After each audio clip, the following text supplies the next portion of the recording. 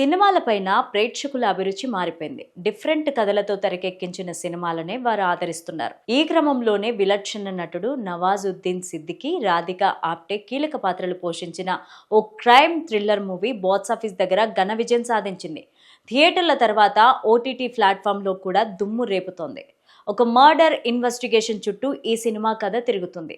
ఇందులో చివరి వరకు సస్పెన్స్తో ప్రేక్షకులని కట్టిపడేస్తుంది.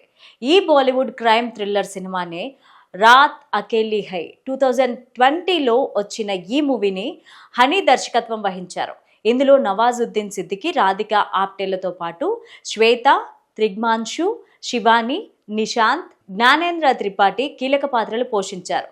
ఈ సినిమాకు గాను ఫిల్మ్ఫేర్ అవార్డ్స్లో నవాజుద్దీన్ సిద్దికీకి ఉత్తమ నటుడి అవార్డు పొందగా ఈ మూవీ ఉత్తమ చిత్రంగా కూడా నిలిచింది. రాత్ అకేలీ హై మూవీ ఓటీటీ ప్లాట్ఫామ్ నెట్ఫ్లిక్స్లో స్ట్రీమింగ్ అవుతోంది. కథలోకి ఎంట్రీ ఇస్తే జితిన్ ఒక పోలీస్ ఆఫీసర్గా పనిచేస్తూ ఉంటాడు. ఇతను తల్లితో కలిసి ఒక ఫంక్షన్కి వస్తాడు. తల్లి జితిన్కి అక్కడే పెళ్లి చూపులను ఏర్పాటు చేస్తుంది. పెళ్లి చూపులు ఇష్టం లేని జితిన్ ఆమెను చూసి చూడనట్లుగా చూస్తాడు. ఆమె కూడా ఇష్టం లేనట్టుగానే ప్రవర్తిస్తుంది. ఇలా జరుగుతున్న నేపథ్యంలోనే జితిన్కి అతని పైన ఆఫీసర్ నుంచి ఫోన్ వస్తుంది. రఘువీర్ మర్డర్ కేసును ఇన్వెస్టిగేషన్ చేయాలని సూచిస్తాడు.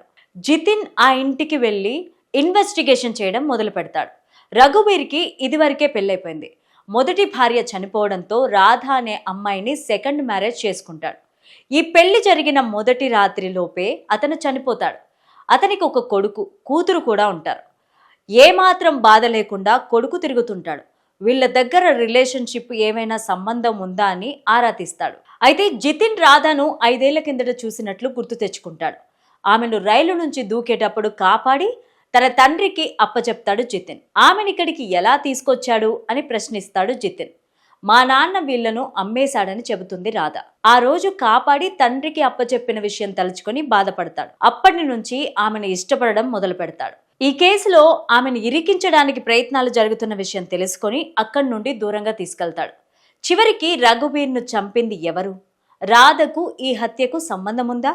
ఇలాంటి విషయాలను తెలుసుకోవాలంటే ఈ మూవీని చూడాల్సిందే.